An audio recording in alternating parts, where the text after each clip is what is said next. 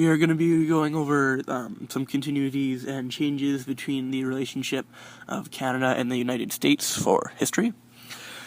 And ultimately, I think their relationship first started around 1760, where the British Empire relied on the United States military to help conquer Canada from the French. And by helping them, I think the United States and what was to become Canada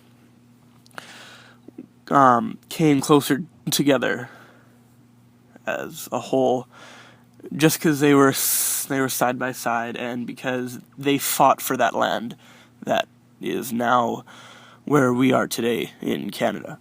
And then many years later came the War of 1812, and the United States invaded Canada, which of course totally obliterated any trust that Canada had for the United States.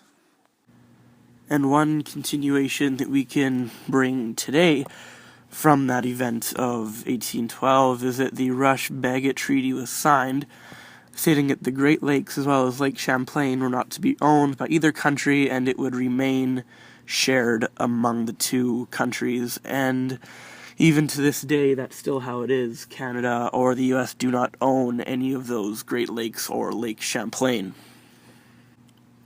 So after the trust bonds between Canada and the United States were blown out of the water by the War of 1812, I guess there were events in between these two huge events that happened that could have brought them closer or spread them apart more, but a main factoring event of how Canada and the United States joined forces again was during World War II, where they joined the forces to defeat the Axis. Prime Minister Mackenzie King and President Franklin Roosevelt put past all the mistakes that their past prime ministers and presidents had both issued with each other, and joined in August 1940. And the United States even had some army camps in Newfoundland, and I think this brought the Canadians and the Americans closer together, because the United States Army was on Canadian soil, but this time not to attack them. They were with the same, how should I put this? They were with the same group this time. Another example of the continuity of trust between Canada and the United States was in Afghanistan, when a group of Canadian soldiers were firing at Afghanistan soldiers, and a United States plane was flying over top of them and thought that the fire was at him in the plane, so he dropped a missile onto the Canadian troops, which killed them. But Canada didn't... obviously they cared, because they just dropped something on their troops which exploded and killed them all, but Canada was still trustworthy of the United States because they knew it was just an accident and the pilot didn't know that they weren't trying to attack them. And so that trust continued even more, even though something like that happened.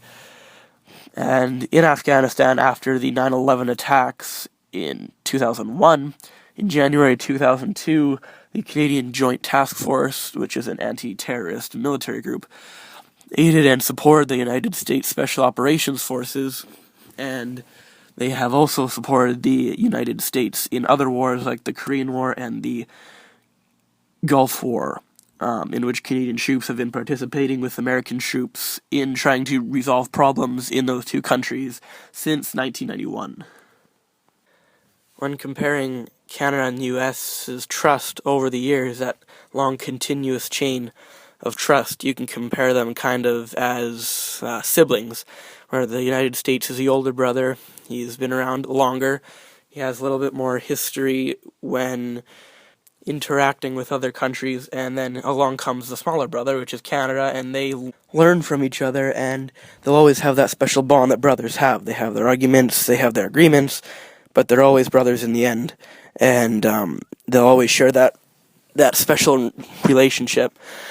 And I think that's a good point to lead me on to my next podcast, which is why the relationship between Canada and the United States is as significant as it seems.